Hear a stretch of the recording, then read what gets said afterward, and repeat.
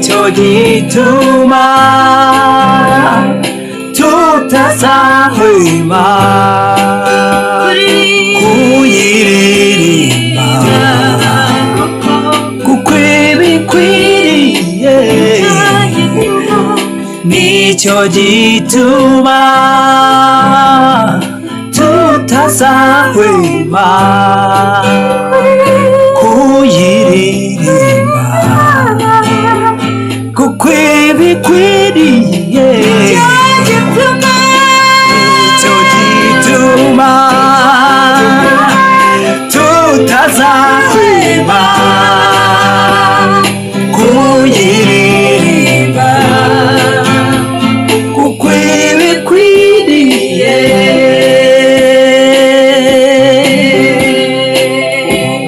Okay, reka dushaka udutebe dutere dukora ikiganiro cyazindukiye mu mitima yacu, dushaka kugira ngo ikiganiro kiravuga ku buryo ku byo twari tumaze iminsi tubona n'inkuru twumvishe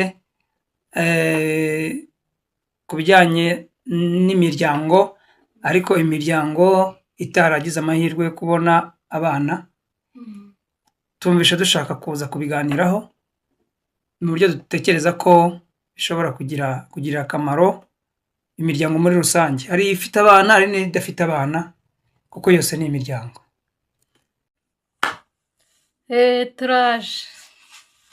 turaje noneho muri wa mwanya twari tumaze kuvugana, duteye agatebe turaje ngo tuganire. Nizere ko muri tayari kumva, natwe turi tayari kugira ngo tuganire, tubaganirize, tugire ibintu twumvaho kimwe, sibyo? Nibyo. Karibu. Murakoze ko makaribu muri uyu mwanya. Yego. Mumpaye karibu se nkande guti? Nka Papagira. Niyumvemo karibu nka Papagira? Ariko se mu kiganiro iyumvemo karibu nka Papagira w'umutumirwa. Okay, murakoze kunyakira nk'umutumirwa. Yego. Muri uyu mwanya. Numvaga nk'uko twabiteguye tugiye kuganira ku kibazo twabonye giteje ibibazo byinshi, n'ubundi ni ikibazo gihetse n'ibindi bibazo, ariko twaboneye igisubizo. Twe twakiboneye igisubizo, wenda mushobora kwikanga nimwumva icyo ari cyo. Dufite ikintu twaganiriyeho na Papagira bitewe n'ikibazo twari tubonye mu muryango runaka tuziranyeho, ariko ni ikibazo cyerekeranye n'urubyaro. Hari imiryango itaragize amahirwe yo kubona abana cyangwa se umwana, ariko twebwe njye numva birambabaje, ariko Papagira we mbona ntago bimubabaje nk'ukuntu bimbabaje. Nyine byamubabaje gakeya nk'umuntu, ariko mbona ntabwo bimubabaje. Papagira, tubwire ukuntu ibyo bintu bitakubabaje. Umuryango ufite abana n'umuryango udafite abana, ibyo bintu ubu umuryango gute? Hari abantu biyumvamo ko batari umuryango kubera yuko nta bana bafite, akaba ari umugore n'umugabo bose banasezeranye, nyine bategereje urubyaro kugira ngo biyumvemo ko ari umuryango. Gira ikintu bitubwiraho. Murakoze kumpa umwanya. Murakoze kandi namwe badukurikira kuri Kingdom Family yacu, ari kuri YouTube, ari kuri TikTok, ari kuri Instagram, Facebook, izo mbuga nkoranyambaga zose. Ndabashimiye ko mufasha akanya mukabana natwe muri iki kiganiro. Ngewe rero ndatangira mbasharinga iyo story kugira ngo nibura abantu be gutakara. Urumva hari umuryango umwe muri iki gihugu cyacu twabashije kumenya amakuru yawo, uburyo bari mu mvururu ariko izo mvururu zishingiye ku kuba mu gihe cyose bamaze bashyingiranywe batarigeze babona urubyaro. Mu by'ukuri uwo muryango watangiye ari abantu beza, abantu bafite gahunda yo kubana, kandi ari abantu bafite n'imitima myiza pe. Nuko batangira kubana, bagezemo hagati rero uko hashira imyaka 2, 3, 5 batangira kugenda bagongagongana kubera ko bikoreye umutwaro w'uko nta rubyaro babonye. Urumva ni nka bya bindi ngo urushyize kera ruhinyuza intwari, batangiye babanye neza nta bibazo, ariko murabizi ko akenshi imiryango myinshi, wenda tuvuge nko muri izi community zacu mu Rwanda, abantu barashyingiranwa barangiza bagera mu rugo bakabyara, bagakora umuryango wagutse munini bitewe n'uko abana bagenda biyongeramo. Iyi famiye yo rero byagezemo hagati cya gihe cyo kuba bakabaye babona umwana, babona ntawuje, baragumya babana neza, barihangana. Umwaka wa mbere, umwaka wa kabiri, umwaka wa gatatu, umwaka wa gatanu, umwaka wa munani, ariko uko iminsi ishira batangira kugenda baryana, bacika intege, noneho ariko bishyizwemo imbaraga cyane n'umugore. Buriya murabizi ko hari n'igihe abantu bajya mu matwi abandi, ubwo wenda uko umugore bagendaga bamubwira bati se koko urumva uri umugore, cyangwa se buriya mufite umuryango, murimo murakora iki koko ko nta mwana, ubwo wumva uri umugore, buriya wicaye muri uriya rugo wumva. Yego, niko akenshi bikunda kugenda, abantu bakajya mu matwi umuntu, bigatuma anatatira n'igihango cyo kubana neza n'uwo bashakanye, atari uko wenda ari mubi, ahubwo bitewe n'amagambo agenda yumva. Bikunda kubaho akenshi, ababyeyi bacu se, inshuti zacu, indi miryango iturutse ku ruhande, abo ari bo bose, abaturanyi, abakure batuzi, baduhamagara ku matelefone n'iki, abantu bakinjirira urugo muri ubwo buryo, bashaka kumvikanisha ko kuba nta mwana abantu babonye nta n'icyo bamaze, atari umuryango mu by'ukuri. Bituma rero bitusha umutima w'umudamu cyane, atangira gushakisha ukuntu yabishyiramo imbaraga ngo umugabo bigaragare ufite ikibazo uwo ari we. Bagerageje rero kwivuza, kujya kwa muganga kugisha inama, birananirana. Muganga wa kizungu, bajya no mu baganga ba kinyarwanda, kwa kundi abantu baba bashakishiriza hose, birananirana. Nuko bigeraho umugore agirwa inama n'abandi bantu yuko baramutse bashakishije uko umugabo bamutera intanga, ahubwo bafata intanga z'umugabo, bafata intanga z'umugabo bakazitera umugore mu buryo bw'ikoranabuhanga rigezweho, noneho bakaba babyara, bakumva ko babyara. Nuko birangije rero, aho niho kutumvikana cyane kwavutse, n'imvururu zirakwiragira cyane, batangira kujya barwana, bitewe n'uko umugabo uburemere yabihaye butangana nk'ubw'umugore yari abizananye, bitewe n'uko abandi bantu ku ruhande bamwumvishije. Ikindi, kubera ko byari bihenze cyane, abantu ku ruhande bamubwiraga bati hagomba kuboneka 6 miliyoni z'amafaranga, noneho kugira ngo ibyo bintu bikunde, iryo koranabuhanga rishoboke. Umugabo ariko nabyo batabyizeye ko byakunda. Yego, nabyo urumva, ariko mu by'ukuri umugore yarakizanye nk'ikintu cyo kugerageza amahirwe, wenda bwa nyuma ngo babone gutuza, ngo bashakishirize hose. Ubwo niho hari hasigaye. Noneho umugabo rero uburemere umugore bihaye ntiyahita abyumva neza, cyane cyane ko ari ikintu kigiye kubasaba mu bukene bwabo kwishakamo amafaranga 6 miliyoni, kwibaza hari buve mu kazi bari basanganywe n'iki, ntabwo byoroshye. Ubwo rero umugore akamubwira ati reka tugurishe inzu turimo, reka tugurishe inzu dufite, 6 miliyoni ziboneke, bagukuremo intanga bazintere, ngo bijya bikunda bigashoboka, abantu bagatwita.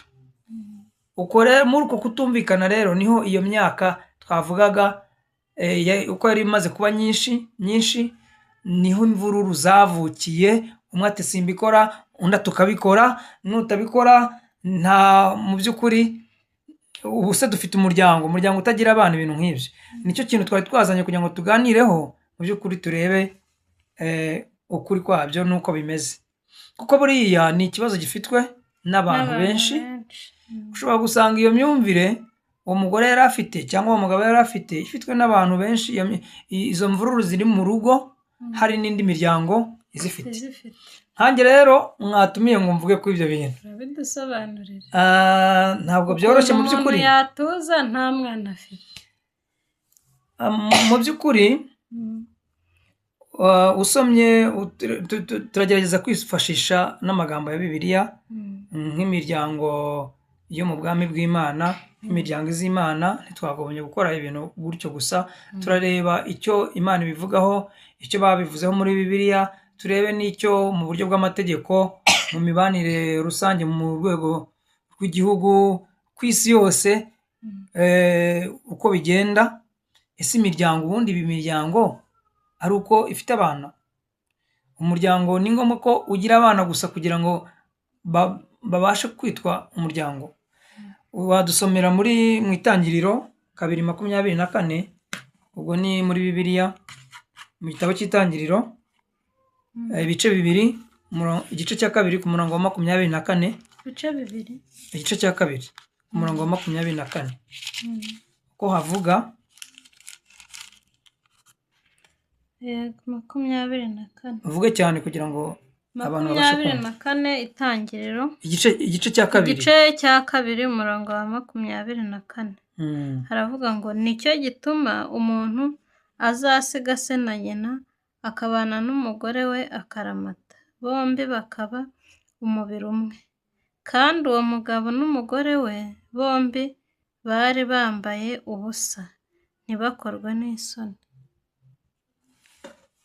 Aho icyo gice n'uwo murongo baratubwira yuko baravuga ku bijyanye, ubwo ni ukugarukira hano yego, ku murongo wa 24 wonyine. Yego.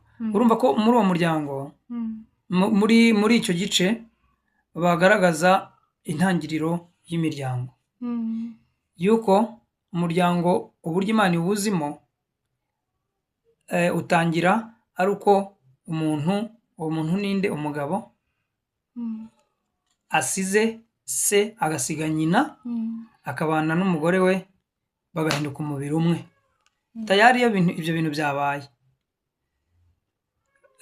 mu buryo bw'umwuka, mu buryo bwo kwizera no mu maso y'Imana, umuryango uba wabaye.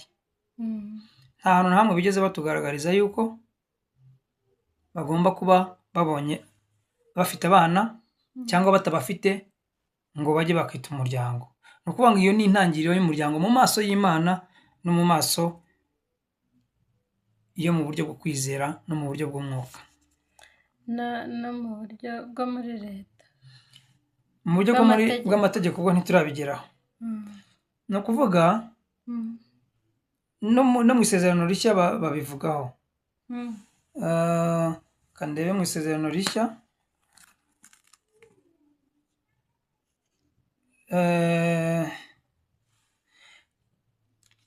wareba nko muri Matayo 19, mu gice cya 19 ku murongo wa 6, twumva ko bavuga. Ndatekereza ko hafi aho hari ahantu babivuzeho. Matayo igice cya 19 ku murongo wa 6,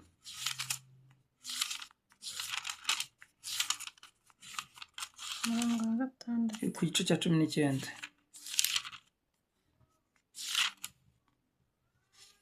haravuga ngo bituma batakiri babiri, ahubwo babaye umubiri umwe. Nuko icyo Imana yateranyije hamwe umuntu ntakagitandukanye. Ku murongo wa 5 havuga gute? Haravuga ngo ikababwira iti nicyo gituma umuntu azasiga se na nyina akabana n'umugore we akaramata. Urumva ni bya bindi, bombi bakaba umubiri umwe, bituma batakiri babiri, ahubwo baba babaye umubiri umwe. nicyo gituma ni uko icyo Imana yateranyije hamwe umuntu ntakagitandukanye. urumva bose barimo ari mu itangiriro mu gitabo cy'isezerano rya kera, ari no muri Matayo mu gitabo cy'isezerano rishya, hose baratubwira uburyo uko bigenda ngo umuryango ubeho. Nuko umuntu ari we mugabo asiga se agasiga nyina akabana n'umugore we, maze Imana ikaba irabahuje bakaba babaye umuryango. Turimo turareba itangiriro cyangwa se formation cyangwa gukoreka k'umuryango mu maso y'Imana. Umuryango utangira uti nuko, ni ukuvuga ngo Imana, umugabo asiga se agasiga nyina, ntabwo ari umugore, kuko umugore ntagomba gusiga se. Ni ukuvuga ngo ibyo bavugaga ahangaha ni umugabo asiga se akanasiga na nyina akabana. Wenda nyuma tuzabivugaho uburyo atari umugore usiga se. Yego, nyuma mu bindi biganiro tuzabivugaho. Umuntu uvugwa ugomba gusiga se agasiga nyina ni umugabo gusa. Yego, kuko umugore we ntasiga se. Nuko baratubwira ko abantu bagomba kubana mu buryo buzwi n'Imana. Imana yo tayari iyo abantu babiri babanye mu buryo Imana yahaye umugisha, umuryango mu maso y'Imana uba watangiye, bagira abana batagira abana. Noneho urumva ko iyo story twababwiye y'abo bantu, ikibazo cyavutse bitewe n'uko bo mu myumvire yabo bafite ntibiyumva nk'umuryango kubera yuko batabyaye abana.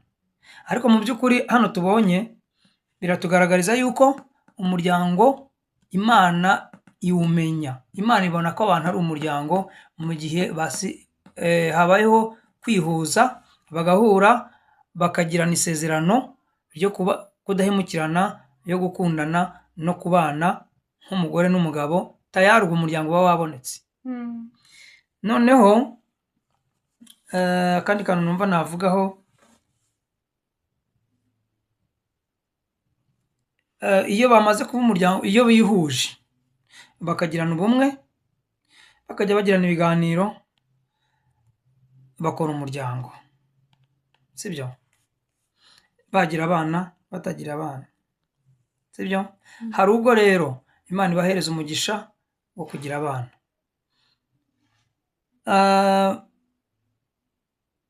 Iyo umuryango wamaze kuvuka wabonetse, ni ukuvuga ngo umuryango Imana iwubonye ko ubaye umuryango kubera ko abantu babiri bahuye.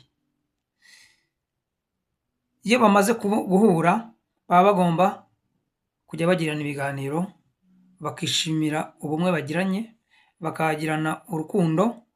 Byose ari ukugira ngo bibafashe kugira gute? Byose ari ukugira ngo bibafashe gusohoza intego n'impamvu yatumye buri umwe muri bo aremwa.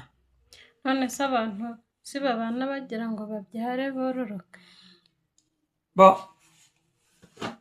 Mu bintu tubonye, impamvu mu maso y'Imana y'umuryango, ntabwo impamvu nyamukuru ari ukubyara ngo bororoke, ahubwo umuryango ubaho ukemerwa mu maso y'Imana ko wabaye umuryango ari uko umugabo yasize se na nyina agahura n'umugore we bakabana akaramata.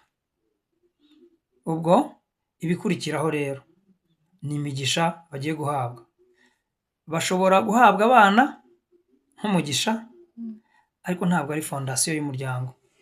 Ni ukuvuga ngo iyo bahuye bakabyara, ni umugisha baba bagize wuzuyemo inshingano. Ntabwo ari fondasiyo, ntabwo ari urufatiro rwo kubaka umuryango. Bishatse kuvuga iki? Kubera ko abana atari fondasiyo yo kubaka umuryango, bishatse gusobanura ko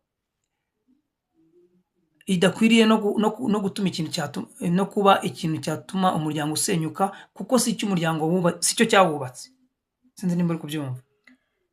Ni ukuvuga ngo abana ni umugisha wuzuyemo inshingano nk'uko n'ubutunzi ari umugisha wuzuyemo inshingano, ibyo byose nk'uko n'igikundiro ari umugisha wuzuyemo inshingano, nk'uko n'amagara meza, amagara mazima ari umugisha wuzuyemo inshingano, nk'uko no kubyibuha, nk'uko no kunguka ubumenyi ari umugisha wuzuyemo inshingano. Ibyo byose biramutse bitabonetse, kuko atari rwo rufatiro rwatumye umuryango wubakwa, si byo bigomba kurusenya. Ni ukuvuga ngo ikintu kitatumye ikintu cyubakwa si nacyo cyarusenya. Uko byumva? Ni ukuvuga ngo rero abantu bagomba kugira imyumvire y'uko abana ari umugisha, nk'uko nabivuze ngo wuzuyemo inshingano, ariko atari urufatiro rwo kubaka umuryango. Urufatiro rwo kubaka umuryango cyangwa se impamvu yo kubaka umuryango ni iyihe? Ni uko umugore n'umugabo. Mwana yareze, reka murebe. Okay, Sibyo? wamureba ntacyo. Ntacyo waba uri kugira.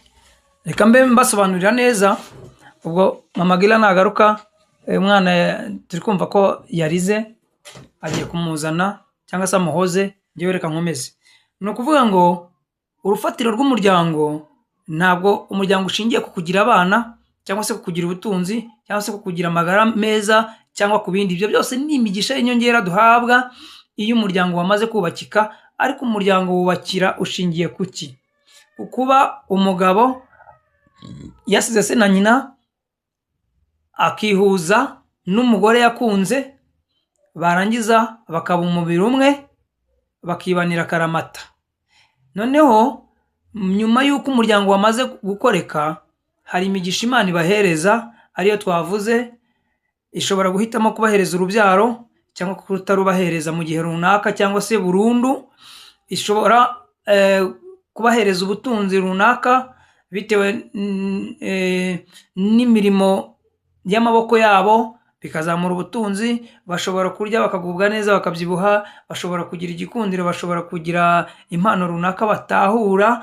Ibyo byose ni imigisha y'inyongera iza kuba gushyigikira kwiyongera kuri rwa rufatiro rw'uko bahisemo kubaka umuryango. Noneho bakagomba no kumenya yuko ari inshingano, kuko mu by'ukuri abana duhawe ni inshingano, ni umugisha ariko zikaba n'inshingano. Inshingano zimeze ziti? Ni ukuvuga ngo buri mugisha wose abantu bahabwa kubera ko bamaze kubaka umuryango babanye, ni inshingano baba bongerewe kubera ko Imana izayibabaza iyo migisha. Ni ukuvuga ngo abantu bahawe umugisha wo kubyara, ariko bahise otomatikema bahabwa n'inshingano zo kurera abo bana. Bazabazwa niba batarabareze ngo babatoze mu buryo Imana yababahaye ishaka, bazabazwa izo nshingano. Imana izababaza impamvu batabikoze mu buryo bukwiriye. Abana bakarwara amavunja, abana bakandavura, abana bakagira imico mibi, abana bagahinduka amayibobo, abana bagahinduka umuzigo, aho kugira ngo bagume kuba inshingano, none bagume kuba imigisha nk'uko Imana yabahaye iyo migisha. Uko kubazwa rero izo nshingano, umuryango utarahawe abo bana ntabwo ari ikibazo cyawo. Ni ukuvuga ngo abantu bubatse ingo, abantu bafite imiryango, bakwiye kumva yuko umuryango uhinduka umuryango ntushingiye gusa ku kuba bafite abana cyangwa kuba baragize iriya migisha yindi. Kuba abantu barihuje bakagira urukundo, bagahitamo kubana bagamije gufatikanya muri ubu buzima, ngo buri umwe abashe gusohoza intego zo kubaho kwe. Akankongereho, ni ukuvuga ngo kuba abantu bihuje bikwiriye mu maso ya Bibiliya no mu maso y'Imana, bikwiriye kuba bibafasha gusohoza impamvu zo kuremwa kwabo ntabwo bigamije kuza kugira abana, nubwo ari umugisha ikaba n'inshingano. Ntabwo bigamije kuza kurema ubutunzi, nubwo byaba ari umugisha nibabubona w'inyongera ndetse n'inshingano bazabazwa uko babukoresheje. Ntabwo bigamije kugira ngo imirimo mu rugo ibona abayikora, nubwo ari umugisha wo gufatikanya bagakora imirimo bakoroherwa kuruta uko umwe yari kubishobora. Ntabwo bigamije kumenyekana hano hanze cyangwa se ngo abantu babagirire icyizere kurushaho, nubwo nibaramuka babanye uwo mugisha ukiyongeramo bizaba ari byiza. Ni ukuvuga ngo impamvu yo kubaka umuryango n'urufatiro rw'umuryango. Urufatiro rw'umuryango, umugabo arasiga se, asige nyina, azabane n'umugore we akaramata, tayari umuryango wabaye. Bigamije iki? Bigamije kugira ngo njyewe umugabo ibyo ntashoboraga gukora Imana yanyohereje ku isi kuza kubaho mu buryo ntashoboraga kubikora ndi njyenyine, oroshya mbonye umuntu oroshya mfatikanye n'umuntu ari we witwa umugore, amfashe gusohoza izo mpamvu zo kuremwa. Ngiyo definisiyo ntoya yo kubaho k'umuryango. Urufatiro rw'umuryango tubisubiremo, ni uko umugore asiga se na nyina, ni uko umugabo asiga se na nyina akashaka umugore bakabana, bagamije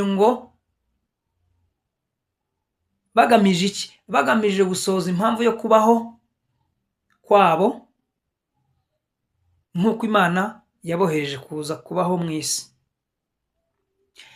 Niba rero umugore n'umugabo bihuje bakabana, bakoze umuryango mu rwego rw'amategeko no mu rwego rwo kwizera cyangwa se mu maso y'Imana, ariko nibirangira bitabasunikiye mu gushobora gufasha buri umwe muri bo gufatikanya bombi, ngo birangire basohoje impamvu yo kubaho kwa buri muntu, uzaba warabaye umuryango ariko w'imburamumaro. Ntabwo ari ikibazo kuba hari umuryango w'imburamumaro. Imiryango y'imburamumaro ni iyihe? Ni ya miryango itarigeze imenya ko icyatumye bajya kubana ari ugutahura impamvu yaremwe no gutahura impamvu yaremwe, ngo maze bashyire mu bikorwa, batera n'inkunga yo kuzisohoza. Muzayibona imiryango y'imburamumaro irahari hanze. Tuyipimisha iki? Tuyipimisha ko ntabwo ari ijisho risanzwe ngo ugende ucira imanza tuyu muryango ubwo bakennye nta mafaranga, buriya nicyo ni imburamumaro. Ubwo batabonye abana, buriya ni imburamumaro. Ubwo bataguze imodoka ngo bagendemo, ubwo bataririmbye ngo abantu bababone, ubwo izo mpamvu zose ntabwo arizo zipimirwaho. Impamvu ipimirwaho ko umuryango wabaye imburamumaro ni uko abashakanye, abakoze umuryango batigeze bamenya ko impamvu yo kujya kubana kwabo kwari ukugira ngo buri umwe muri bo bafatikanye gusohoza impamvu yo kuremwa kwa buri umwe muri bo. Nicyo cyonyine gihagije. Ibindi ibyo ari byo byose bageraho, ibindi ibyo ari byo byose bakora, ibyo babasha kugeranaho, nibiba bitarimo kuba umwe muri bo, kuba buri umwe muri bo afashwa gusohoza impamvu yaremwe, ibindi ibyo ari byo byose bizaba ari imburamumaro. Kuko nta buryo na bumwe ushobora kubaka inzu ngo ibe nzima, ibe nziza, ibe ikwiriye mu gihe fondasiyo yatakaye. mu gihe fondasiyo idahari, mu gihe inzu iyo ari yose nibwo wayisakaza amabati meza, nibwo wayitera amarangi ku bikuta, ariko yubatse ku musenyi igihe kigeze birarindimuka, ya nzu ihita ihinduka imfabusa iyo birindimutse. Mu maso y'Imana rero impamvu yo kubaka umuryango ni uko buri umwe muri bo bimufasha gusohoza icyo Imana yamuremeye. Igitangaje rero hano hanze hari n'igihe abantu babana bakazarinda basaza batarigeze bamenya ngo uyu yaremewe iki, uyu yaremewe iki.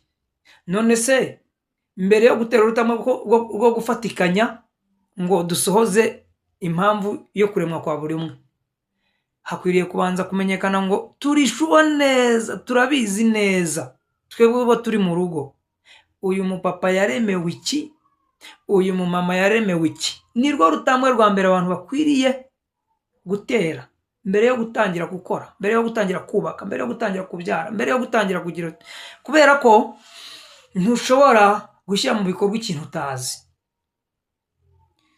Ndatekereza ko mbisobanuye cyane, ndabisobanuye bintwaye umwanya muremure, kubera yuko hano hanze abantu bagira impamvu nyinshi zitandukanye zitari nyamukuru. Ngombwa nyamukuru yo kugira ngo abantu babane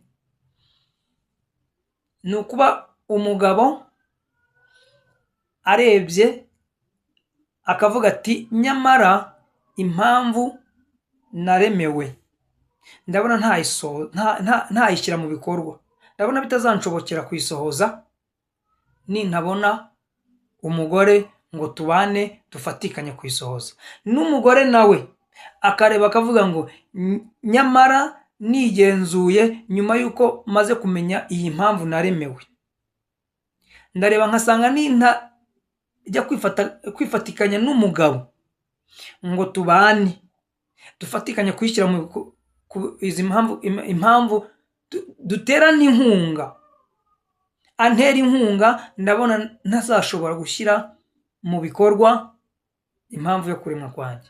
Bishatse kuvuga iki? Ikintu nyamukuru kibyihishe inyuma,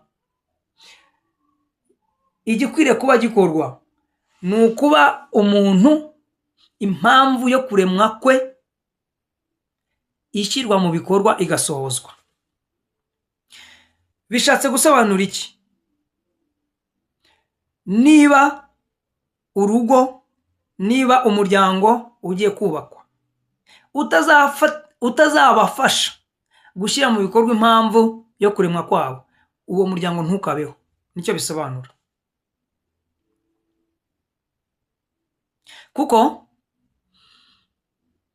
bizarangira habayeho kubura umumaro.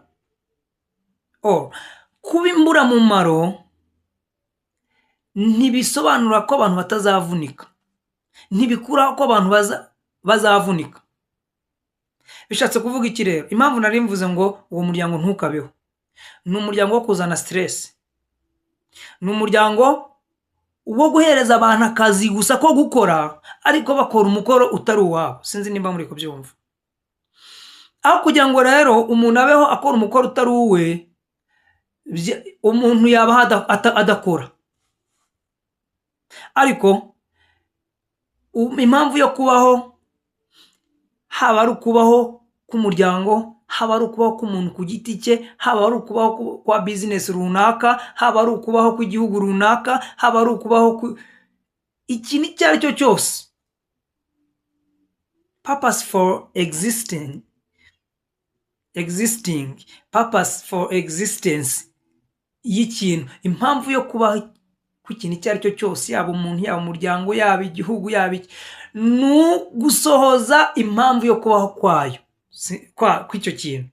Bishatse kuvuga iki? Yaba umuntu ku giti cye, yaba umuryango, yaba igihugu, urutambwe rwa mbere ni ukuvuga ngo mbereyeho iki, icyo kintu cyarangiza, cyangwa se umuntu barangiza bagahaguruka bakabishyira mu bikorwa. Niba rero umuryango ubayeho ariko ukaba utabereyeho gushyira mu bikorwa impamvu yo kubaho kwawo, umuryango ukwiriye kutabaho. impamvu yo kubaho k'umuryango ni iyihe? Impamvu nyamukuru yo kubaho k'umuryango ni ugufasha abagize umuryango gushyira mu bikorwa gushobora gusohoza impamvu yo kubaho kwa buri umwe mu muryango. Ndatekereza ko bisobanutse neza. Wenda abafite ibibazo cyangwa se abadasobanukiwe neza, amanimero y'amatelefoni yacu murayazi, mushobora no kwandika muri komenti, noneho bigatuma tugenda tubona uburyo ikitarasobanutse twarushaho kukigarukaho kigasobanuka neza. Ibindi byose ni inyongera. Kugira amafaranga, kugira urubyaro, kugira ubuzima bwiza, iterambere, ibindi byose ni inyongera ni imigisha iza yiyongera ku rufatiro rw'umuryango wari uhari. Ariko niba umuryango udahari, bya bindi, niba umuryango udashikamye, udafite fondasiyo, bya bindi bizaza ari uburemere, kubera ko fondasiyo iyo ishikamye, ugashyiraho ibikuta, ugashyiraho amabati, ugashyiraho inzugi, ugashyiraho amarangi, mu by'ukuri ni ibituma inyubako igira ubwiza, ikanashobora no gusiporuta no gukingira abayirimo. Ariko mwibuke ko ni uburemere burimo bwiyongera kuri fondasiyo, kuko fondasiyo yikoreye inzu irimo amadirishya, ntiyikoreye uburemere bungana nk'ubwa fondasiyo yikoreye inzu itagira amadirishya. Ariko kuba inzu idafite amadirishya ntibiyikuraho kuba inzu.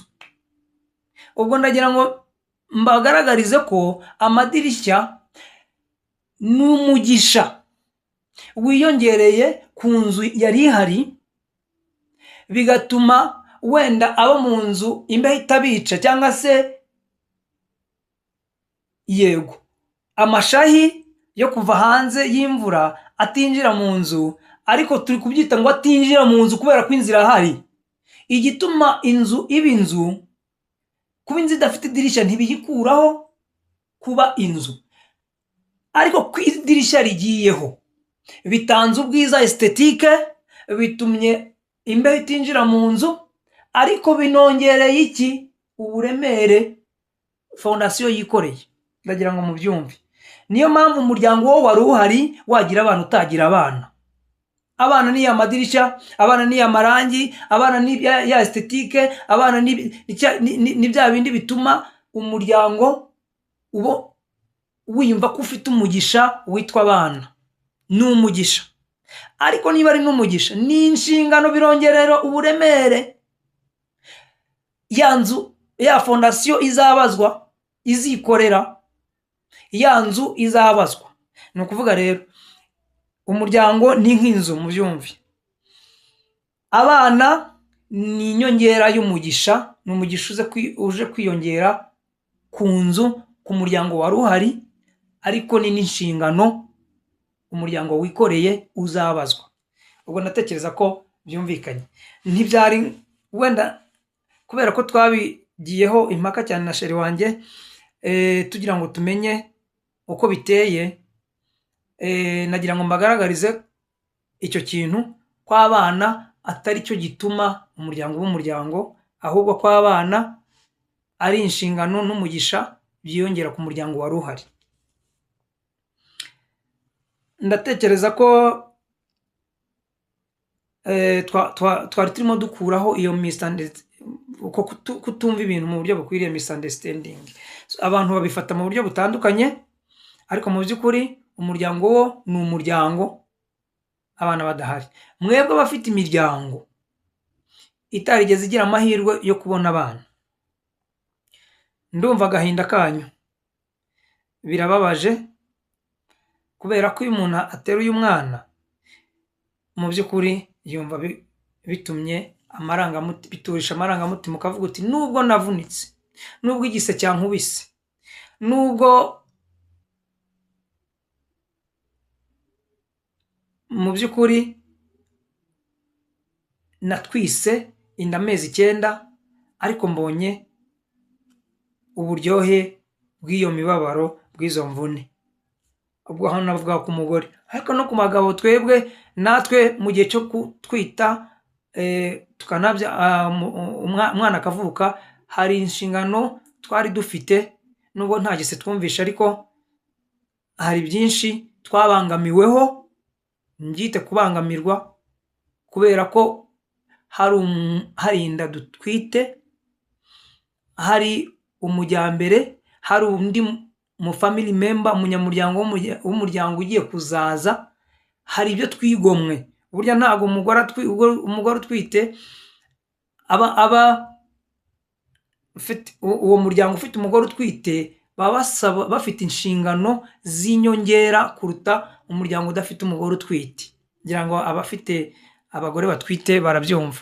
N'umugabo nawe uyoboye urugo rurimo umugore utwite, hari ibintu yigomwa, arizo nshingano. Mwese muba mwigomwa muvuga muti dutegereje wa mwana. Iyo umwana yamaze kuza mumera nk'abaruhutse, ariko kandi hakaba izindi nshingano z'inyongera zizamo. Murabizi namwe, hiyongeramo byinshi iyo umwana yahageze. Hari n'ubwo uburyamo buhinduka, hari n'ubwo bisaba kwinjiza amafaranga menshi ngo hagurwe za pampers cyangwa n'ibindi, za wipers n'ibindi, kumuhangayikira, kurara abantu badasinziriye, akana karira. Ndagira ngo mbwire iyi miryango idafite abana ko hari izindi nshingano, ariko nibura ibyo byose tuba tubikora dufite umutima wishimye unezerewe, uvuga ngo nibura umwana twaramubonye.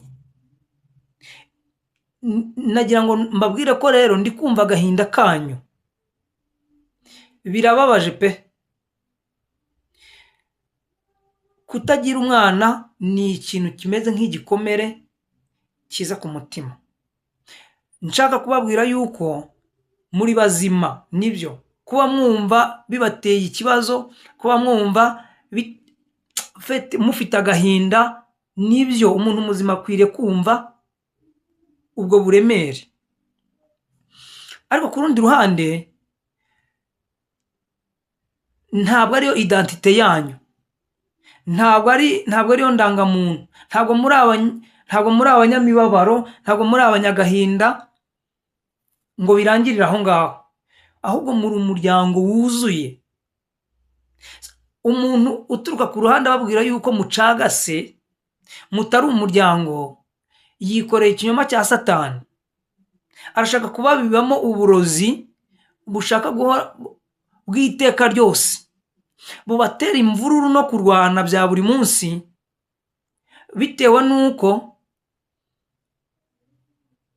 imitekerereze ibumvisha yuko mutari umuryango, mudafite umuryango. Ntabwo ariyo. Twabonye ko mu maso y'Imana umuryango uvuka ari uko umugabo asize se agasiga nyina, akihuza n'umugore, bagamije gushyira hamwe ngo impamvu zo kuremwa kwabo zisohore. Ngiyo definisiyo y'umuryango. Ntabwo bisaba kuba bafite abana cyangwa batabafite. Muri umuryango nagira ngo mbumvishe yuko muri umuryango wuzuye, ariko no kuba mwagira agahinda kuko mudafite umwana nabyo ni bizima. Muri abantu, mufite amarangamutima, muratekereza, bibaho rero. Ntabwo ari igikuba cyacitse, ahubwo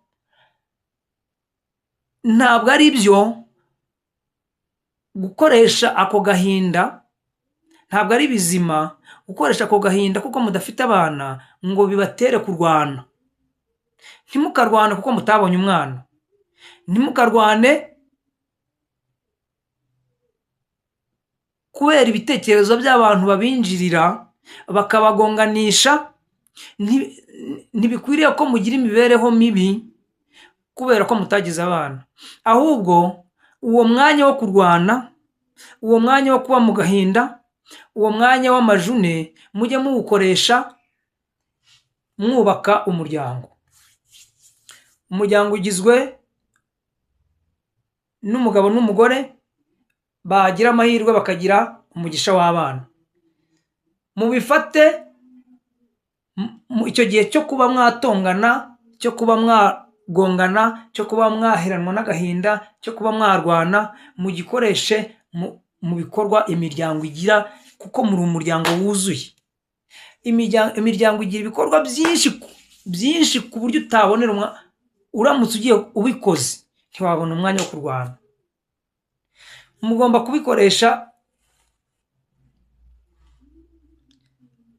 kubikoresha mwunga ubumwe. Umuryango ugomba kubaho wunze ubumwe. Kunga ubumwe no gutuma abantu imibiri ibiri itandukanye ngo yunge ubumwe ni ikintu gikomeye, bitwara igihe.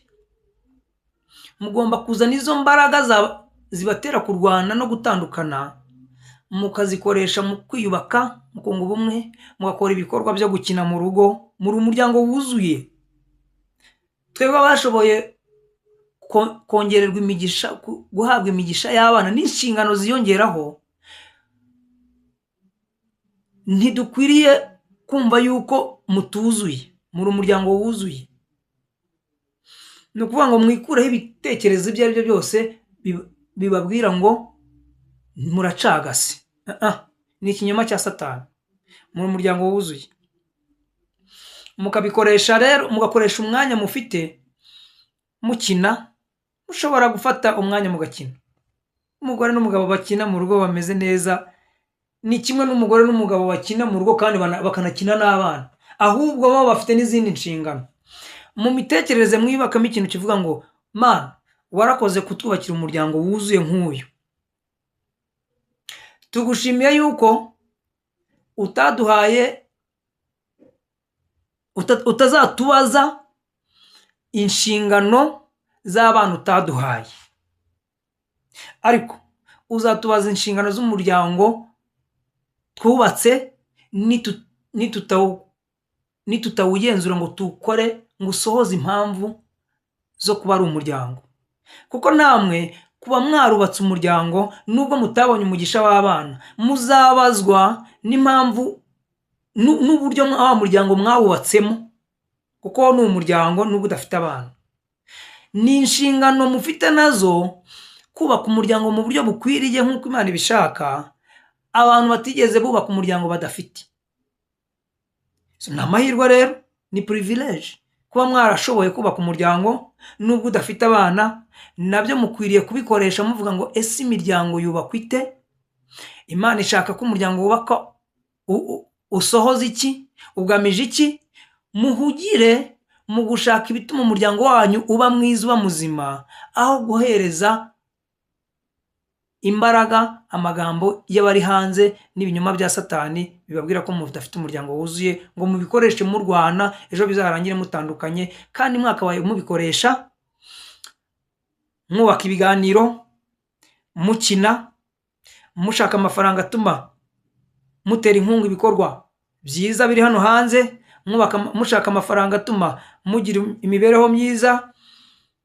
Mushobora no gutera urutambwe mukavuga muti okay, Uwiteka Mana tugushimiye ko utaduhaye umugisha w'abana badukomokamo, utazanatubaza n'inshingano z'abana badukomokamo.